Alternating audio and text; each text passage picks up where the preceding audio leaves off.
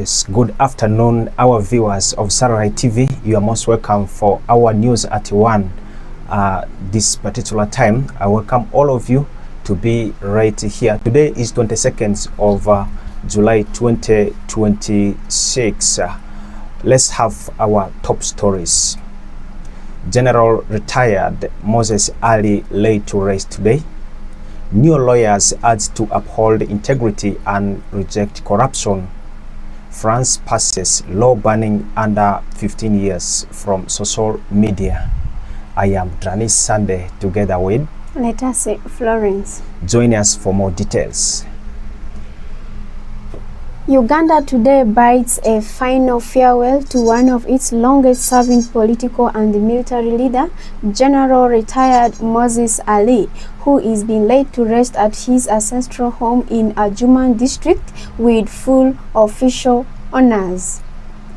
The burial ceremony follows several days of national mourning after the veteran statesman passed away on 18th July 2026 at Nakasero Hospital at the age of 87. President Yoweri Museveni directed that General retired Moses Ali be accorded an official burial in recognition of his decades of service to Uganda in government, parliament, and the military. Today's program began with a West Nile Regional Council sitting at Paridi Stadium in Adjumani, where leaders, government officials, religious leaders, family members, and thousands of mourners gathered to celebrate the life and the legacy of the late General Moses Ali. This was followed by funeral prayers before the burial ceremony at his ancestral home. The government is represented by Vice President Jessica Alupo alongside senior ministers, members of parliament, UPDF officials, and other dignitaries.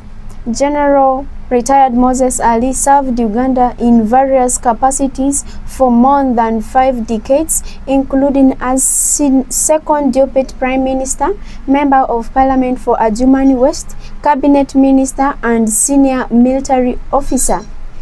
His political and military career spanned some of the most significant periods in Uganda's history, making him one of the country's most influential public figure.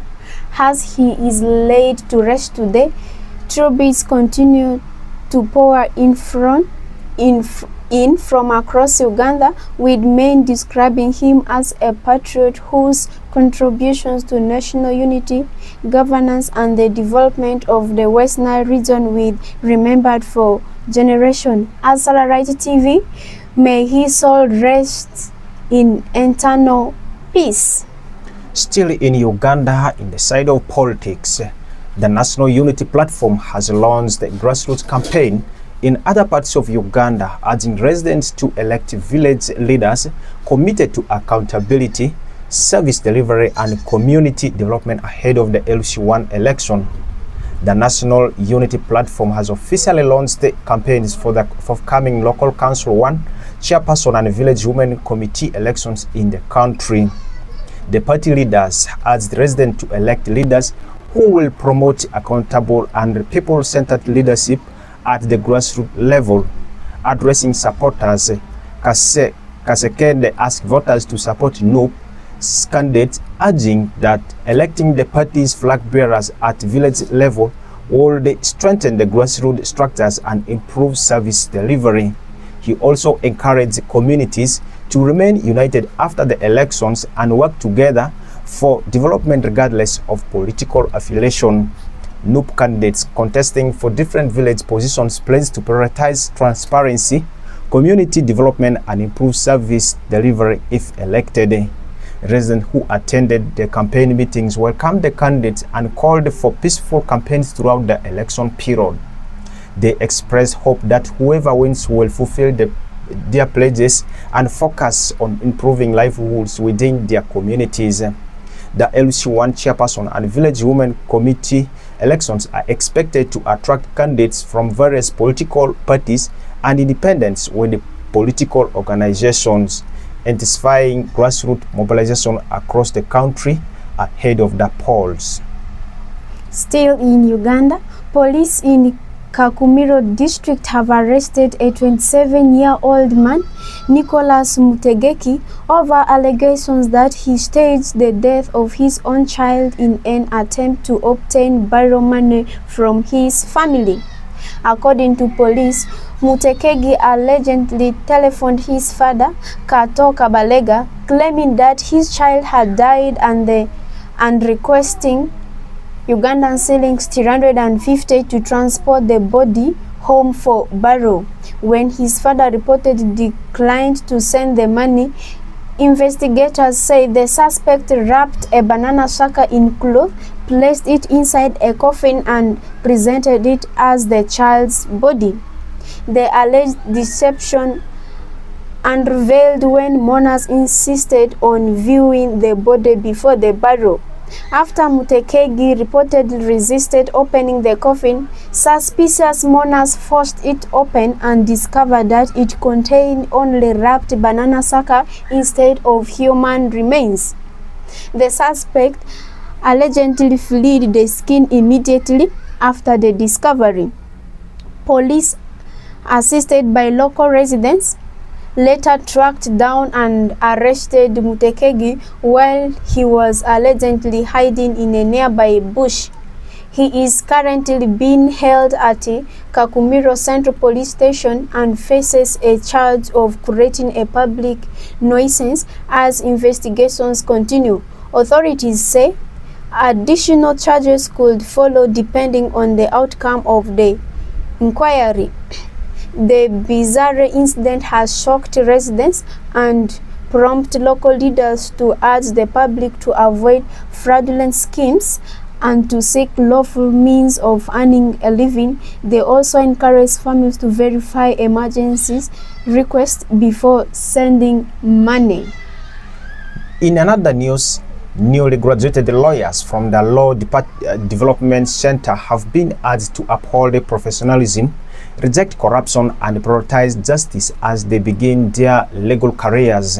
Newly graduated lawyers from the Law Development Center have been urged to reject corruption and dishonest practices if they are to build successful and respected legal careers. Speaking to the young lawyers during a meeting at Bulange, Buganda Kingdom, Minister for Lands and Properties Daudi Mbanga, who is also a lawyer, said the primary responsibility of an advocate is to help people resolve legal challenges and ensure access to justice. The greatest responsibility of a lawyer is to help people solve their problems. When you do that faithfully, your clients will be satisfied and you will take pride in your profession, Mbaga said. He expressed concern that some lawyers misuse their positions to exploit clients and unlawfully deprive them of property, saying such conduct has damaged the reputation of the legal profession and weakened public trust. Mbaga said the legal profession offers opportunities for those who practice with honesty, professionalism, and respect for the law. He encouraged the young advocates to remain trustworthy, build strong relationships with the clients, continue learning, embrace technology, and adapt to changes within the legal sector. Competition in the legal profession is inevitable, but continuous learning, integrity, and embracing technology will set you apart, he said. Speaking on behalf of the graduates, Nelson Kakumba, a lawyer serving on the Sekibobo County Council in Chiagwe, thanked Mbaga for his guidance. The advice we have received today will give us the confidence and determination to begin our legal careers with integrity and a commitment to serving the public, he said.